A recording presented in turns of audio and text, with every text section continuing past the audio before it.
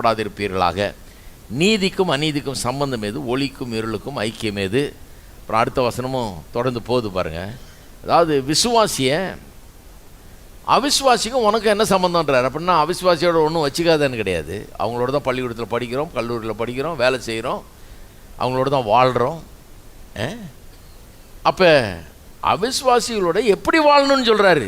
உலகத்தில் இருங்க, உலகத்தாராய் இராதிருங்கள். அவங்களோட அதே உலகத்தில் தான் வாழ்கிறீங்க, ஒரே கட்டடத்தில் தான் குடி இருக்கிறோம். ஆனால் அவங்கள மாறி இருக்கிறது இல்லை. அவங்களுடைய வேல்யூஸ் தான் நம்முடைய வேல்யூ ஆக்கிடுறது இல்லை. நாம் கர்த்தருடைய பிள்ளைங்க, நாம் வேறு விதமான வேல்யூ படி வாழுகிறோம், வேறு விதமான ஒரு காரியத்தை வார்த்தையை கவனித்து அதன்படி நாம் நடக்கிறோம் இல்லையா? அதுதான் சொல்கிறாரு. அவிசுவாசிகளுடன் பிணைக்கப்படாதிருப்பீர்களாக. பிணைக்கப்படுறதுன்னா அவங்களோட மனதில் ஒன்றி போயிடாதீங்க, தத்துவத்தில் ஒன்றி போயிடாதீங்க, பழக்க வழக்கத்தில் ஒன்றி போயிடாதீங்க, அவங்கள மாதிரியே ஆயிடாதீங்கன்றார். வித்தியாசத்தை மெயின்டைன் பண்ணுங்கன்றார். இன்றைக்கி பாருங்கள், விசுவாசிக்கும் அவிசுவாசிக்கும் வித்தியாசத்தை சொல்லவே முடியாது, அந்த மாதிரி இருக்குது. கேட்டால் இவன் என்ன சொல்கிறான்? எல்லோரும் தானே செய்கிறாங்க பிரதர், இந்த உலகத்தில் அப்படி தான், பரலோகம் பண்ண பிறகு தான் அதெல்லாம் சரியாகும். எங்கே பரலோகம் போகிறது? பரலோகம் போன பிறகு தான் எல்லாம் சரியாகும், உலகத்தில் அப்படி தான் இருக்கும் பிரதர் அப்படின்ட்டு போயிடுவான் சிம்பிளாக. 17ஆம் வசனம் சொல்லுது பாருங்கள், ஆனபடினால். அதாவது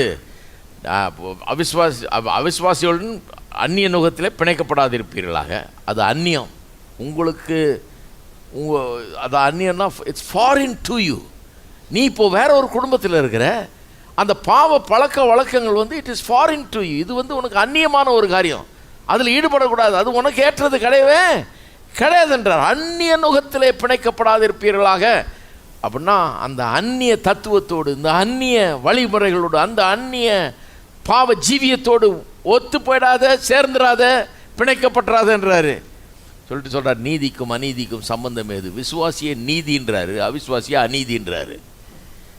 ஒளிக்கும் இருளுக்கும் ஐக்கியம் ஏது? விசுவாசிய ஒளிங்கிறாரு, அவிசுவாசிய இருளுங்கிறாரு. என்ன டிஸ்கிரிப்ஷன் பாருங்கள். நீங்கள் ஒளியா என்ன மாதிரி நம்மளை சொல்கிறாரு? விசுவாசி ஒளியாம், அவிசுவாசி இருளாம். அதுக்கடுத்து இன்னொன்று சொல்கிறாரு, அந்த வசனத்தை நான் நீங்கள் குறிப்பிடல, நேரம் இருக்காதுன்னு. அது என்ன சொல்கிறாரு? கிறிஸ்துவுக்கும் பேலியாளுக்கும் சம்பந்தம் ஏது? விசுவாசி கிறிஸ்துவான், அவிசுவாசி பிசாசோடு சம்மந்தப்படுத்துகிறார். இப்படி போகுது கதை. நீயும் அவங்களும் ஏணி வச்சா கூட எட்டாது, அவ்வளோ வித்தியாசம்ன்றார்.